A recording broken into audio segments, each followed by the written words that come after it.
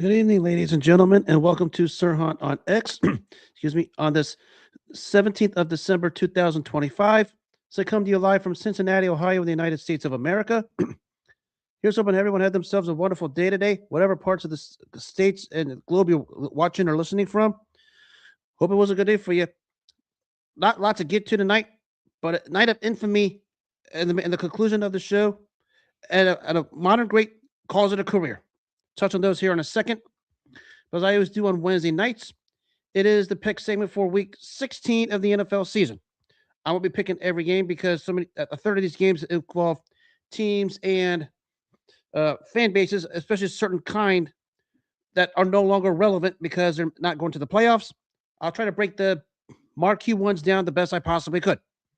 I will get right down to it. The big one, of course, is tomorrow night, probably the game of the week of week 16.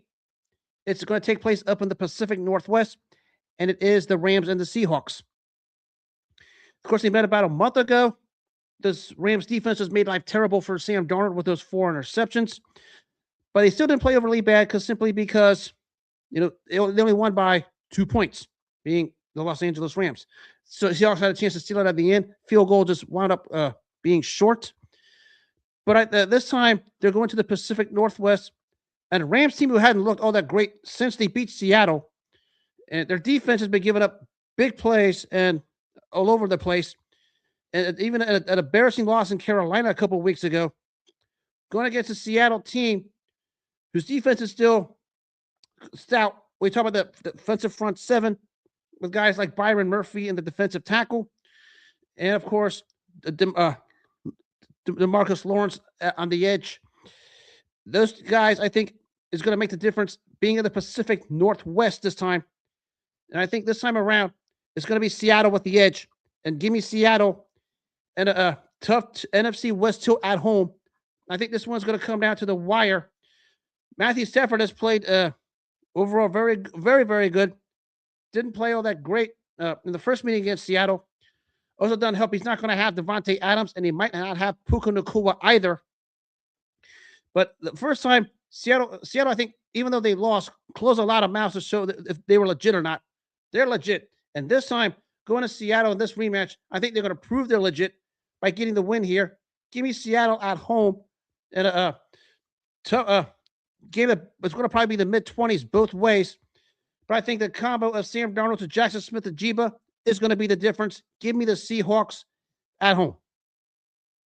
But going to be probably the entire game of the week. It's going to be both ways. To me, whoever wins this game wins the division. And it's going to be more so if the Rams win, because Rams would have swept the head-to-head tiebreaker, barring something catastrophic. Rams probably take full control and control their own destiny for the NFC West and possibly the number 1 seed in the NFC if they manage to pull this one out. But I think Seattle's going to take this one at home.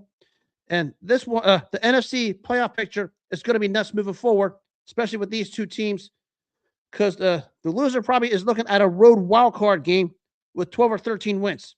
That's how crazy the NFC side of the playoffs is. Now we go to the games that are going to take place on Saturday.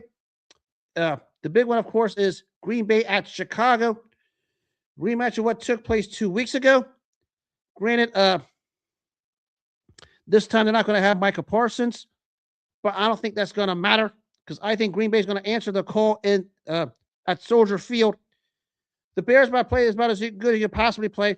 They didn't look all that great when they wiped out Cleveland the other day, but they wiped out Cleveland because it was Cleveland.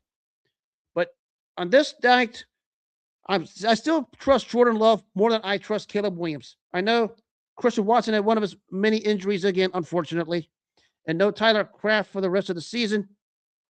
A tough blow. But I think this is still close enough to where I think who do I trust more, Jordan Love or Caleb Williams? Give me Jordan Love, and I think the Packers win this one. Odds -2 for Green Bay. I think it'll be a 1-point game, but Green Bay wins it on the road. I trust Jordan Love more than I trust Caleb Williams. I'm still not sold fully on Caleb Williams yet. Getting there, but not fully. Now we go to the early games of the Sunday afternoon tilt. The only one we're talking about here is the Chargers and the Cowboys. But a Philly win all but it eliminates Dallas from the playoff contention. But after the emotional win in Kansas City to eliminate the Chiefs from the playoffs, potential letdown for LA against a tough Dallas offense who we know can put points on you anytime they want with Dak Prescott. And there's 2 wide receivers, CeeDee Lamb and George Pickens. And just when you thought you could trust them, the defense laid an egg against Minnesota last week. Can't see them laid an egg 2 weeks in a row, regardless of what happens. The Chargers are still going to the playoffs. And I think Dallas is going to probably be eliminated because Philly's going to beat Washington. But I think Dallas wins this one at home.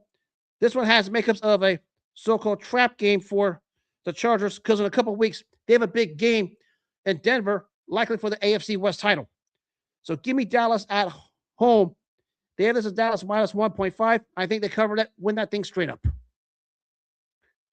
And it is the NFC South tilt with Tampa Bay and Carolina. I don't know where to go with this one because neither teams play particularly great. Tampa Bay slowly, just after a good start and a great start by Baker Mayfield, he started to descend. You're playing against a Carolina team who blew it against the Saints because the play calling was just absolutely a head scratcher. And they're going to play over at Carolina. Both teams coming off not necessarily the greatest of really bad losses when you think about it, because Tampa Bay had the Atlanta game under control till they melted down in the fourth quarter. And Carolina defense did all they could, but they couldn't finish the job on offense. And that's why what took place in New Orleans this past Sunday. Give me, with this one here is Tampa Bay -3. I'm going Tampa Bay with the win, but I think it will be a 1-point difference. Come down to a game-winning field goal for Tampa Bay. I think Carolina covers the spread. Their defense is going to do all they can to hang around. And Tampa Bay's defense hasn't played all that great. I expect a resurgent game from Rico Dottle. But I think Tampa Bay takes this one at home at a -3. But I think Carolina's going to find a way to cover the spread and make this one close. It's a nail-biter because neither team is playing well on either side of the ball at the moment. That's what it comes down to. So give me a Tampa on the road. Now to the late slate. And this was a good one. Jacksonville at Denver, potentially for a top seed in the AFC. Who would have thought? This one's going to come down to same thing. Who do you trust? Because I still don't trust either quarterback. Although our knowledge, watching Bo Nix play Sunday against Green Bay, I think he stood out and shut some mouths a little bit. So I give him the edge on that one. And I think Denver's defense is going to make life terrible for Jacksonville and that offense because Trevor Lawrence still shows he's not trustworthy. He's knocked out because that defense has been absolutely opportunistic. But on this day at Denver, give me Denver at home. I think they cover this spread. I think it's going to be more convincing than people think because that defense is going to go after Trevor Lawrence. It might be the best team in the AFC, at least for now. Give me Denver at home, and I think they win this one straight up. And it is Pittsburgh and Detroit. Pittsburgh is still going to win the AFC North at this rate. They still control their own destiny, but Detroit is hanging on by a thread. You know, they're hanging by a thread. They haven't looked good in recent weeks. Especially we talk about letting Matthew Stafford hang 41 on that defense with some funky circumstances during the game.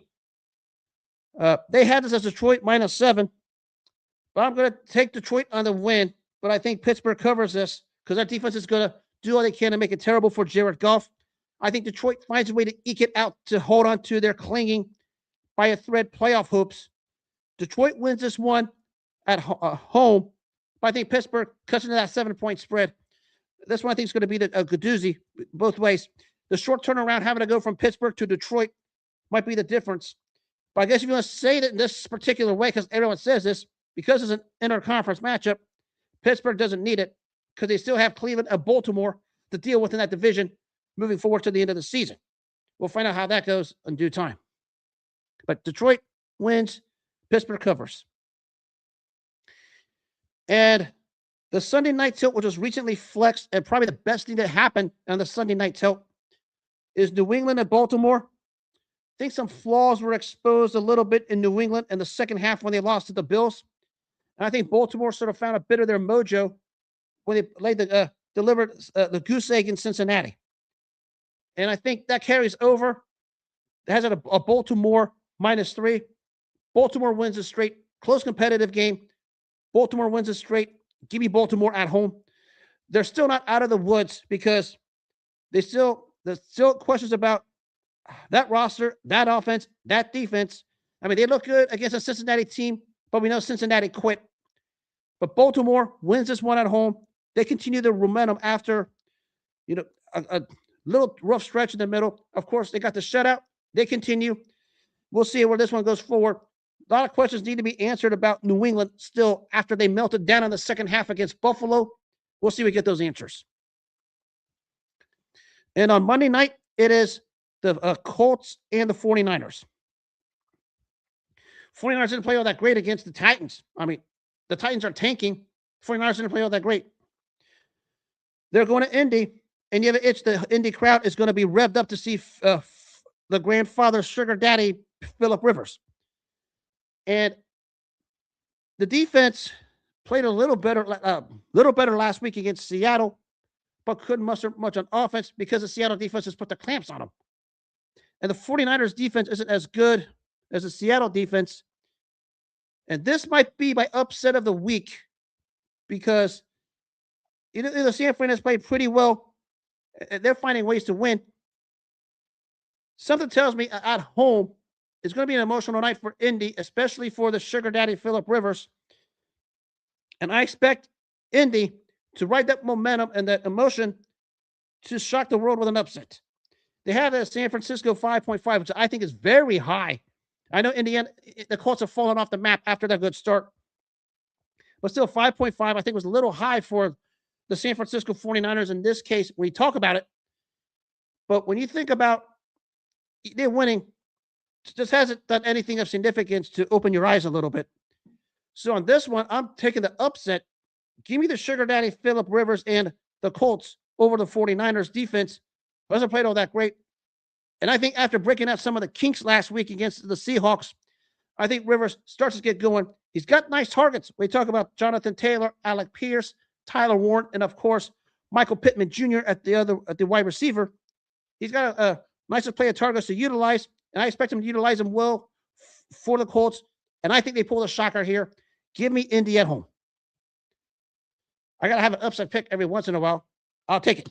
I mean, if the 49ers win and the Colts lose, I'll take my L. But I got to have an upset pick every once in a while, don't I? That's what it is.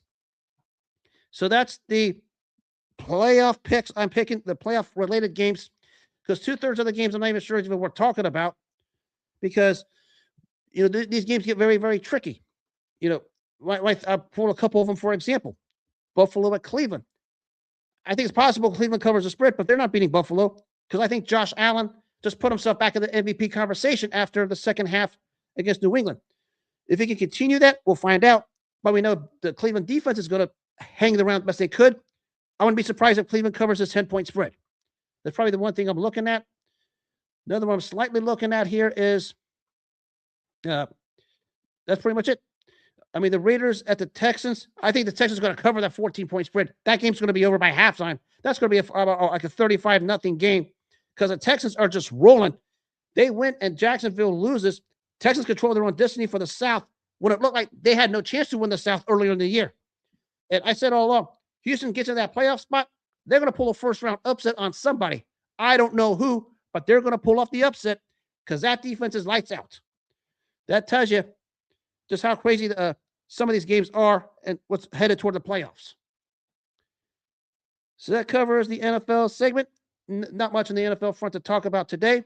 Yes, I'm aware about a certain press conference that took place here in Cincinnati, but it's not worth my time because I said after I blew the candle out Monday night, I'm done with it. Now we go to the world of boxing and salute Terence Bud Crawford. Mission accomplished. You hung it up. Anybody can say anything you want. You can dissect it any way you want. It doesn't matter. Terence Crawford basically demanded things his way. He got it. Challenges were thrown out. He met him. Anybody that stepped in the ring against him, he beat him. No other way to sugarcoat it. That's what happened. Let's start with this real quick. I mean, I can point to everything he did because his collection for the fighter of the 21st century is as great as anyone of the 21st century, and that we know that. Let's start with the real cowardice that took place over a 5.5-year period by a coward named Ray Jackson, who was ignorant enough to think Earl Spence Jr. never deserved. Let me back up here. There was a coward in the X world named Ray Jackson who thinks Terence Crawford wasn't worthy of a title shot with Earl Spence Jr. having 3 fake championships. And Terence Crawford ascended to the distinction of a top fighter pound for pound. And all the slandering and all the bigotry by Ray Jackson and the Earl Spence and PBC cult aimed at Terence Crawford for a 5-year period is one of the most despicable acts of cowardice in the fight game. If you were that confident, why did you try to stall the fight out for 5 years? And when you finally stalled the fight out and finally happened under the terms Terence Crawford demanded and got, we saw what happened July 29th, 2023, when Terence Crawford put on a performance of perfection, just breaking the heart of the coward Ray Jackson, the PBC cult, and the Earl Spence Jr. fanboys in the most beautiful way possible. Just watching Earl Spence Jr., what's left of him, just got put to the ashes. That's number one. Let's fast forward a couple years to what took place a couple months ago in Las Vegas. And we have a whole bunch of cowards in the fight community. Some of you guys I like. I'm not gonna go as far as you guys because none of you guys are Ray Jackson, who thought Terence Crawford wasn't worthy of a title shot against Canelo Alvarez. He pushed for it. He got it. He beat him. You can talk about whether the guy is worthy or not, because we have a lot of that in the fight game. We've had it forever. We know it. You see guys who get title shots who don't deserve it. We talk about what this guy did in his career, from when it started to now, all the titles he collected, all the victories he had, the divisions he wiped out. I mean, he wiped out basically really lightweight, junior welterweight, and welterweight, and basically super middleweight, because when he beat Canelo Alvarez, he essentially wiped out the super middleweight division. You could say, break down anything you want about this particular guy's career, whatever you want. Point is, when he got in that ring, he was head and shoulders above everyone, no matter how hard he tried to dissect it. And he proved it. I mean, he didn't prove it with his mouth. He didn't prove it with social media wars. He proved it in the ring with his 2 fists. And that's why his career wound up the way it did. And that's why he said after he handled Canelo Alvarez, that'll do. Everybody's saying there's points to every weird reason for it. I don't know what you guys are trying to get out of it. But he retired undefeated. He retired the man. And there's nothing you can do about it. And we have a coward in the Twitter field named Ray Jackson who thinks Terence Crawford is not an all-time great. I'll just be the kind-hearted man and give this coward and this racist, biting Ray Jackson sound advice. And good advice, because I'm a kind-hearted person. He needs to shut up. He needs to quit riding forklifts. He needs to get off those forklifts, go to a local hospital down in Texas, whatever part of Texas he's from. I'm sure there's a lot of good hospitals over there. Go check into one of those hospitals. Go into one of those ERs and ask. And if they ask why he's going in, he needs to tell them because he thinks Terence Crawford is not an all-time great. Get checked for CTE. And when he's finished with that, make sure he gives somebody the results, and those results come to me so I can find out what's wrong with him. because Terence Crawford is an all-time great by the standards as we have it, like it or not. No one's saying he's Sugar Ray Robinson. No one's saying he's Henry Armstrong. No one's even saying he's Sugar Ray Leonard, Marvin Hagler, Pernell Whitaker, Julio Cesar Chavez, or some of those greats. He is an all-time great. How you rank him is up to you. I don't partake. As I said again, it's simply because I don't know what the criteria is. But Terence Crawford is going to the Hall of Fame, whether guys like Ray Jackson like it or not. And I don't care about the excuses from the Earl Spence Jr. fight. And I'll touch on this real quick. And this is where all the cowardice in the fight game shows themselves. They say Earl Spence Jr. had a detached retina and alcohol problems going into that Terence Crawford fight. I know a fighter who had a detached retina and alcohol problems and still managed to become an all-time great. Happens to be this guy named Sugar Ray Leonard. Google it, because Sugar Ray Leonard had a detached retina in the Tommy Hearns fight, and his alcohol and substance abuse problems were well chronicled. Yet the guy won 5 world titles in the 80s. So spare me your hypocrisy when you talk about Earl Spence Jr. and his alcohol and detached retina, because Sugar Ray Leonard went through the same thing, and he became an all-time great. Congratulations. You just made yourselves look like fools trying to discredit Terence Crawford, because Earl Spence Jr. went through the same thing Sugar Ray Leonard did, and Sugar Ray Leonard turned out just fine. Earl Spence Jr. didn't. Reason why Earl Spence Jr. couldn't beat Terence Crawford is because he was never in Terence Crawford's league. There was a reason why Earl Spence Jr. ducked Terence Crawford for 5 years. And you Earl Spence Jr. blowhards like Ray Jackson, among many others, well, put that in your crack pipe and stuff it, because that is what you guys can do when it comes to your boy toy Earl Spence Jr. He was never in Terence Crawford's league. Same goes for all you Canelo Alvarez fans. You guys say the guy has passed his prime. Newsflash, the guy he beat him was older than him, and he wiped the ring with him. And it doesn't matter what if Canelo had 1 belt, 2 belts, 4 belts, 20 belts, 80 belts, 40 limousines, 20 houses, 80 different types of suits. It doesn't matter what he had. Terence Crawford said, I was coming for all of it. He came for all of it, gave Canelo a boxing lesson, and that was all she wrote. That is what happened at the end of the day. Dissect it all you want about those 2 wins and Terence Crawford's career all you want. It doesn't matter. The end result was he was a better man every time he fought. He was a better man convincingly every time he fought, and won every single major title you could possibly have. And kudos to him for a hell of a career. The best thing he did on the way out was tell Mauricio Suleiman and every Mexican fight fan to shove it when it comes to that garbage championship. And that's why Terence Crawford said, hell with it, I'm out. Enjoy your fruits of labor, Terence Crawford. You earned it. You deserved it. Kudos to you. He's going to the Hall of Fame. He's an all-time great. No one says he's in the upper echelon when we talk about Ray Robinson or those guys, because that's another category. Don't even start me with that. He doesn't even belong in those categories. He's certainly an all-time great by the standards that we have today in the sport. Not in that category, because it's a different era. But he is a great, and he belongs in the Hall of Fame. Say what you want about it. Do what you want about it. You're going to look like an idiot and a fool at the end of the day. Plain and simple. Today's fight fans, I said all along, they're always glass half empty. And that's the problem with the fight game. You probably say it all sports, but in the fight game, 90% of you guys are so glass half empty and don't know how to give credit where credit should be due. That's where you guys are failures. A big chunk of you.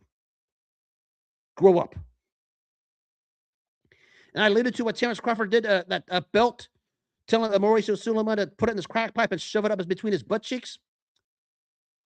Well, 33 years ago, this week in London, another individual said the same thing about that same belt, telling Jose Suleiman to take that belt, put it in his crack pipe, and shove it in between his butt cheeks.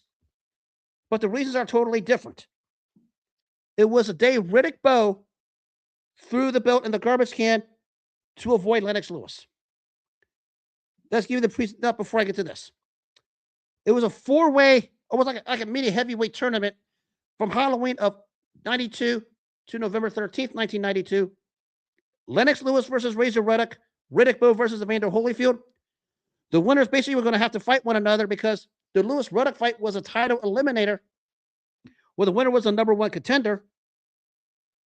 And, of course, the first fight between Riddick Bowe and Evander Holyfield, the first of that epic trilogy, we know how that went. Lennox Lewis dusted off Razor Ruddock in 2 rounds, basically the #1 contender.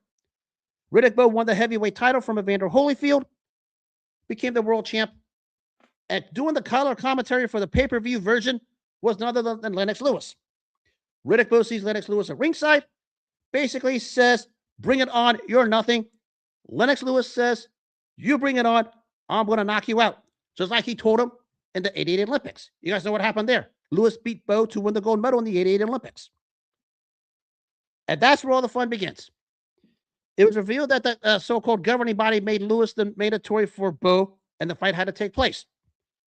A low ball offer 90-10 was thrown at Lewis's way, and it was like a last minute. And because there were no real agreements that took place, the real theatrics began when Riddick Bowe and Rock Newman took that championship belt, flew from Brooklyn, New York to London, England, the backyard of Lennox Lewis, with a garbage can and a belt, and essentially took that belt and it said, if Lennox Lewis wants a belt, he can be a garbage picker.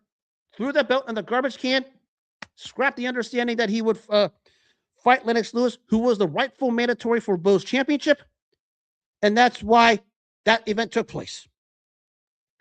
Lots to uncork with this, and all over the place. I'll get the easy part out of the way. Riddick Bowe never fought Lennox Lewis after that. I mean, they say they had a tentative agreement. No, that did not take place. It's just verbiage for Riddick Bowe bootlickers to say, he didn't duck Lennox Lewis. Riddick Bowe ducked Lennox Lewis as a pro.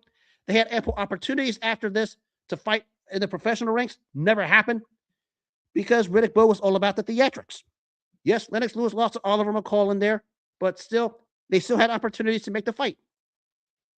That's problem number 1. Riddick Bowe ducked Lennox Lewis. Spinning off to number 2. I said Riddick Bowe threw the belt in the garbage can to duck Lennox Lewis. Guess who his first heavyweight title defense was against? A used up, washed up 38-year-old Michael Dokes who had no business being in the ring after being starched by Razor Ruddock 3 years earlier. So we get that waste of a heavyweight championship fight, and we were stuck with that, and they used that as a masking agent to act like, the Lennox Lewis thing was just an afterthought when everybody knew Riddick Bowe ducked Lennox Lewis to fight a 38-year-old Michael Dokes. That's what happened with all of that. And the cap of all of that, his next fight after that was against Jesse Ferguson, who was even more past it than Michael Dokes was. And that's to tell you what Bowe's reign as a heavyweight champ for that year was all about. Basically use those guys to avoid Lennox Lewis, at least perception-wise, which we know he really ducked him. But when you think of what Terence Crawford did, maybe this is where Riddick Bowe probably gets a bit of appraisal about it.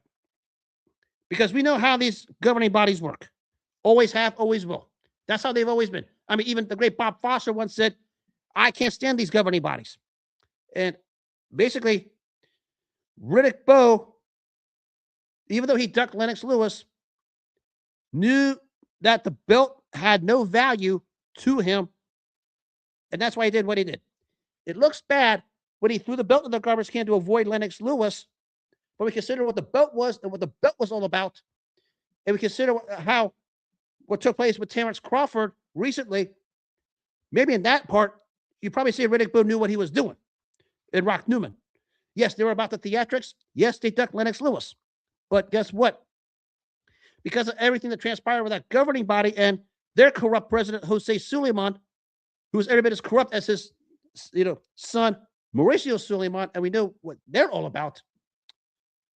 Maybe the best thing that Bowe did was just expose just how crooked these governing bodies are. And it's been that way even before this. I mean, I can point to about 900 million examples. And what Riddick Bowe did on this day, even though he ducked Lennox Lewis and never fought Lennox Lewis as a pro, just throwing the belt in the garbage can may have some kind of satisfaction to him because of the pushy demands and how the organization was run. And because of that gratification of putting that belt in the garbage can, that's probably why the rest of his career wound up the way it did. Because he basically said, the heck with the governing bodies. Actually, it was later revealed, Rock Newman said, I actually thought about throwing all 3 belts in the garbage can. Hey, If they would have thrown all three belts in the garbage can, Riddick Bowe would have been a huge winner. They should have thrown all three belts in the garbage can, and Riddick Bowe would have been a huge winner. I mean, even he said it, Brian Kenny and Al Bernstein on one of the ESPN Classic shows says, why didn't you do it? If they would have thrown all three belts in the garbage can, as Rock Newman said he wanted to do in the first place, they would have been big winners because of how the corrupt governing bodies work. But that didn't happen. It's just the one belt because the opponent across from him was the guy who wiped the ring with him in the 88 Olympics, the guy who still resonated rent-free in Riddick Bowe's head. And when he confronted him at ringside after he beat Evander Holyfield and Lennox Lewis wasn't intimidated, that's why everything turned up the way it did. And he threw the one belt, and we talked about the belt. I get it. But it didn't help Riddick Bowe's cause that he never fought Lennox Lewis when there were ample opportunities for this fight to be made, even after he lost to Evander Holyfield in the rematch, and even after Lennox Lewis lost to Oliver McCall. There were opportunities for it to be made, but never got through because of what Riddick Bowe had to go through, losing the gold medal round to Lennox Lewis. And if you think that doesn't resonate in the fighter's head, think again. It wasn't just any amateur fight that took place. They were fighting for the prestigious prize in 88 in the amateurs. Those prestigious prize you can fight for as an amateur, the gold medal. That's closest to fight for a real-time heavyweight championship in the pros. And it's not the fact that Lennox Lewis beat Riddick Bowe. He essentially wiped the ring with him. And Eddie Futch, Riddick Bowe's trainer, said, I don't want to put Riddick Bowe in that ring with that guy, especially after how Lennox Lewis dusted off Razor Ruddock. It scared him even more. That's why we had what we had with this charade of theatrics 33 years ago in London, England. Just the fact they had to fly from Brooklyn, New York to London, England for this theatric in one of the most despicable and cowardice of acts you could do, what Riddick Bowe and Rock Newman did, says tons about them. Yes, there was an angle of throwing the belt in the garbage can, and from that angle, where, as I said, Rock Newman said if he would have done it all over again, he would have thrown all three belts. Because had he thrown all three belts in the garbage can, he would have been a bigger winner. But he didn't. He just threw the one, largely because of who the number one contender was. That was Lennox Lewis, after Lewis dusted off Razor Ruddock, and after Lewis dusted off Riddick Bowe in the Olympic Games in 1988. That still resonated free in the mind of the Bowe camp, and that's why all that happened, and that's why we never got Riddick Bowe versus Lennox Lewis in the pros. That goes all over the place. So who would win? There's a reason why it happened. There's a reason why it happened. Search the 1988 Olympics when those two went at it. Because Riddick Bowe was gift-wrapped an opportunity to get to that point because he was about as lethargic as you can be, while Lennox Lewis was just wiping out the competition. And when they met in the 88 Olympics, that played heavily in Lewis's favor, and that's why Lewis dusted off Bowe the way he did. And because of that, and because of how Lewis dusted off Razor Ruddock 2 weeks before Riddick Bowe beat Evander Holyfield, that's why Riddick Bowe did not want to honor his mandatory, threw the belt in the garbage can to avoid Lennox Lewis, and that was why Riddick Bowe and Lennox Lewis never fought in the pros. A fight that should have been made. It tells me if I have to make one fight of all time of my time that should have been made, number one all time will always be Riddick Bowe versus Lennox Lewis, because that was the fight to be made in the heavyweight division.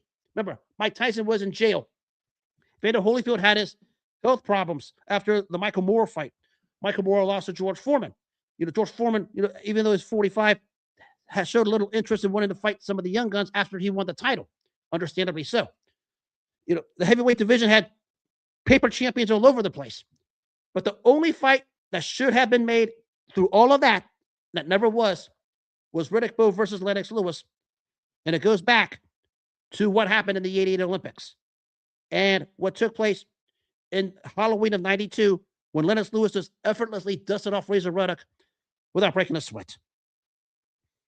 I could throw the phrase duck all over the place, but maybe the poster child of what a duck is was this. Granted, the governing body's crookedness sort of gave Riddick Bowe a bit of a vindication. We can think of what happened with Terence Crawford and that same governing body not too long ago. But when you throw that sort of thing the way he did, and you still have a chance to fight that guy to shut mouths up, and you don't do it, what happened on that night in London is a day of infamy, and will forever be a day of infamy for Riddick Bowe, no matter how hard you try to slice it up. As I said, Rock Newman said before, his original thought was to get rid of all the belts. Had he got rid of all the belts, they would have looked like real winners, because he would basically be the Crown champ and said, okay, whoever wants me can have me. Because it would have been easy. It would have probably easier to make some of those big fights. I get it, because sometimes the political part of the game is always in the way. But when you consider throwing a belt in a garbage can to avoid your number one contender, and the fight that everyone wanted to see, and the fight that should have been made, and had opportunities to be made even after this, and it didn't go through, that's the bad look on the end of Riddick Bowe. And even Lennox Lewis said it was a coward's way out. Yes, it was. I mean, it's not the fact you did it. You had to fly to London in Lennox Lewis's backyard to do it. And Lennox Lewis just looked at the whole thing like, really? Just tell me you didn't want to fight me, and we'll just go on from there. That's essentially what happened. And in the Rick and Lennox Lewis documentary, he said, it ticked me off because I wanted to beat his butt in the ring of the pros like I did in the amateurs. Because he was itching for it, especially when we consider the verbiage between the two fighters for the longest time that nearly escalated at ringside after Bowe Holyfield won, where Riddick Bowe saw Lennox Lewis at ringside and got into a stare down that Lennox Lewis basically calmly said, come on, bring it on. I'll knock you out. That's the legacy of this situation, especially for Riddick Bowe, stay of infamy. But maybe the only gratification he got out of it was getting out of the crooked politics of one of the governing bodies, because we know how that was. But the fact he never fought Lennox Lewis when he had opportunities to go after the fight makes this look worse for him than it did. Much worse. Plain and simple. Too many of you guys use the word duck around the fight game way too much. I mean, way too much. We really talk about Riddick Bowe and Lennox Lewis, where Riddick Bowe legitimately ducked him. That's the only time you can use the word duck, because that was a duck, period. No matter how hard you try to slice it, no matter how hard you try to dice it. There was opportunities for it to be made. Even after Lennox Lewis lost to Oliver McCall the first time in '94, there were still opportunities to be made. Remember, that was a fight everyone wanted to see when you consider what happened after Bowe Holyfield 2, where Riddick Bowe, Evander Holyfield lost to Michael Moore.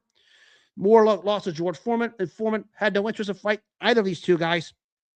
Understandably so, because he was 45 years old. Mike Tyson being in prison, all the championships were all over the place, basically paper championships. The top two guys were still Riddick Bowe and Lennox Lewis, and we never had the fight, despite all the opportunities that were there. Blown opportunity all the way around. More blown for Riddick Bowe, because he'll be forever haunted by the fact this fight never took place. And it's what it should have. Anybody who lived in the 90s in the heavyweight division will tell you that. So next time you guys want to use the word duck, I don't want to hear the word duck until you guys mention Bowe-Lewis, because that's the only fight worthy of the word duck. Plain and simple. Actually, recently, like a few years ago, Riddick Bowe ran into Evander Holyfield, who became good friends after that awesome trilogy. And even Evander Holyfield gave it to Riddick Bowe, saying, you should have fought Lennox Lewis. I mean, after you beat me, there was the opportunity to fight Lennox Lewis. You didn't do it. Of course, a lot of it was Rock Newman theatrics, where we know Rock Newman was all about the theatrics. Bowe said this later on. If he had to do it all over again, he would have taken a different avenue, because the relationship with him and Newman started to deteriorate as things went on, because Newman was just hanging on by a thread. And when a guy like Evander Holyfield, who ducks no one, says to your face, you should have fought this guy, and you didn't, that should say volumes as to what you should have done. And this looks bad at the end of the day for Riddick Bowe. I mean, maybe the only vindication was how the governing body was so corrupt. That's the only thing he gets out of it, and the belt had no value. I mean, As I said, Brock Newman said, I had to do it all over again. I would have thrown all the belts away. But the fact you had the opportunity to fight Lennox Lewis when you and Lewis were the top two heavyweights at that time, and had opportunity after opportunity to make the fight and didn't happen, that's where Riddick Bowe lost in the end. And Lennox Lewis, we know what happened to him with his career from that point forward. The history speaks for itself. Sent it to a top 6 all-time great heavyweight, avenged the 2 losses, and that disputed draw emphatically, and his place in history is secure. Riddick Bowe, forever known for a fighter who had the talent to get to that point, even though he is a Hall of Famer, rightfully so. But another case of a fighter who had the talent to do something, but never fulfilled it. And it didn't help.